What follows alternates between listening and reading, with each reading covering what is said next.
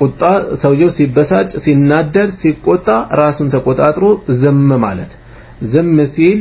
ዝም ሲል በመጫጫህ የሚመጣውን ፈተና አንድ ሲናገር አንድ ሲመለስ ከዛም ከዚህም እየተባባሉ ወደ ከፋ ደረጃ ሊደርሱ ስለሚችሉ ዝም ማለት ራሱን የቻለ አንድ አስከፊ የቁጣን ውጤት መቆጣጠሪያ ነው መልእክተኛው ሰለላሁ ዐለይሂ ወሰለም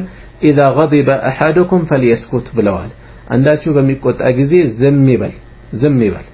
ሁለተኛ ከሸይጣን መጠበቅ አዑዙ ቢላሂ ሚነ ሸይጣን الرجيم ማለት ሁለት ሰዎች ተጣልተው በኃይለኛ እየተሰዳደቡ ደም ስራቸው ተገታትሮ አይናቸው ተጎልጉሎ በዚህ ሁኔታ ላይ ሲመላለሱ ነብዩ ሰለላሁ ዐለይሂ ወሰለም አንዱን አይተው ምን አሉ ኢኒ ለአዕለሙ ከሊመተን ለው ቃለሃ ለذهب عنه ما يجد እኔ አንዲትን ቃል አውቃለሁኝ ይሄ ሰውዬ ቢናገራት የሚሰማው ስሜት ይወገድለት ነበር ለው ቃለ አዑዙ ቢላሂ ሚነ ሸይጣን الرجيم ቢላው ከሸይጣን ተጠበቃለሁ በዚህ መልኩ አዑዙ ቢላሂ ሚነ ሸይጣን الرجيم ማለት ሁለት ፋይዳዎች አሉት አንደኛው ከዚህ የቁጣ አስከፊ መጥፎ ውጤት ለመትረፍ ከመጥፎ ስሜቱ ለመገላገል ያግዘዋል ሁለተኛ ደግሞ የስነ ልቦና ዝግጅት አለው ወደ አላህ እየሸሸው ነው ሸይጣን እዚህ ላይ ገብቶ ሊያሳስተኝ ይችላል የሚለውን ለራሱ እየነገረው ነው ይሄ የስነ ልቦና ዝግጅት ነው ራስን መስበር አለበት ማለት ነው ስለዚህ ቀጥታ የአላህ አውን እገዛ አለበት ከዛ ባሻገር ደግሞ የራስንም ዝግጅት የሚያስታውስ ስለሆነ ይሄንን መተግበር አንድ ከቁጣ መጥፎ ውጤት መትረፊያ መንገድ ነው ሌላኛው እዚህ ላይ የሚነሳው ደግሞ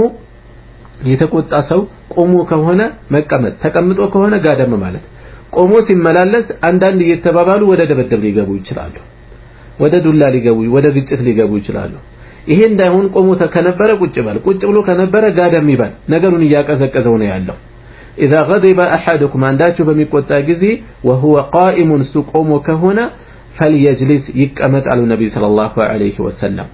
فإن ذهب عنه الغضب ቁጣው ከተወገደለት እሰየው وإلا فليضطجع ካልሆነ ግን ጋደም ይባል አሉ እንደዚሁም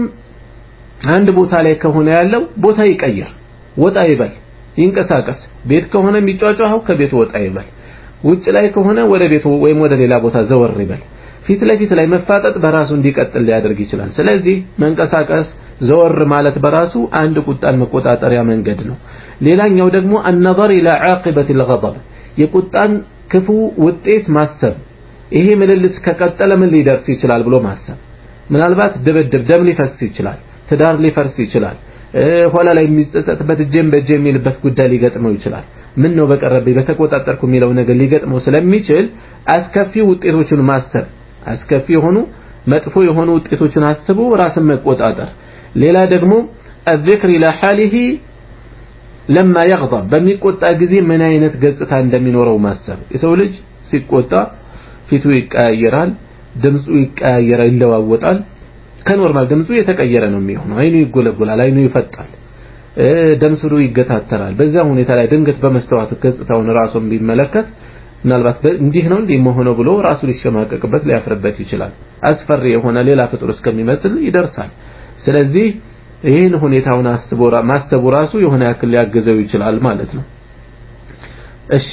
ስለዚህ ሌላው ደግሞ እዚህ ላይ አብሮ የሚነሳው النظر الى فضل كظم الغضب ቁጣን መቆጣጠርን ፈድሉን ዋጋውን ማስተዋወስም አንድ አጋዥ ነገር ነው ነብዩ ሰለላሁ ዐለይሂ ወሰለም ليس الشديد بالسرعه ብርቱ ጀግና ማለት ሌሎችን ታግሎ የሚጥል ማለት አይደለም وانما الشديد ይልቁንም ብርቱ ጀግና ማለት الذي يملك نفسه عند الغضب በቁጣ ጊዜ ራሱን የሚቆጣጠር ነው አሉ ራስን የሚቆጣጠር ነው ያለው ዋጋ ከፍ ያለ ነው والكاظمين الغيظ ቁጣቸውንም የሚውጡ የሚቆጣጠሩ የሆኑ والعافين عن الناس ከሰዎችም ይቅር የሚሉ والله يحب المحسنين الله መልካም ሰሪዎችን ይወዳል ስለዚህ ቁጣቸውን የሚቆጣጠሩ የሚወጡ ሰዎች አላህ ዘንድ መልካም ሰሪዎች ናቸው የተወደዱ ናቸው መባሉ ይሄን ማሰብ ራሱ አንድ አጋዥ ነገር ስለሆነ እነዚህ ነገሮች በማስገኘት ከዚህ ከቁጣ ራስን ከአደጋው ራስን መጠበቅ ያስፈልጋል ማለት ነው በሌላም ሐዲስ ላይ ነብዩ ሰለላሁ ዐለይሂ ወሰለም ለአንድ ሰው ምን ብለውታል ያ ረሱላህ علمني علما እውቀትን አስተምረኝ يقربني من الجنه ወደ ጀነት የሚያቀርበኝ ሆነ ويبعدني من النار كسات دمو የሚያርቀኝ ይሆናል አላቸው ምን አሉት لا تغضب ولك الجنة አትቆጣ ላንተ ጀነት አለህ አሉት صحيح الجامع ላይ የሰፈረ ሐዲስ ነው ስለዚህ እነዚህን ነገሮች ስንመለከት ቁጣን ለመቆጣጠር ራስን ለማሸነፍ የሚያግዙ የሆኑ ሰበቦችን መታጠቅ ይሆናል ማለት ነው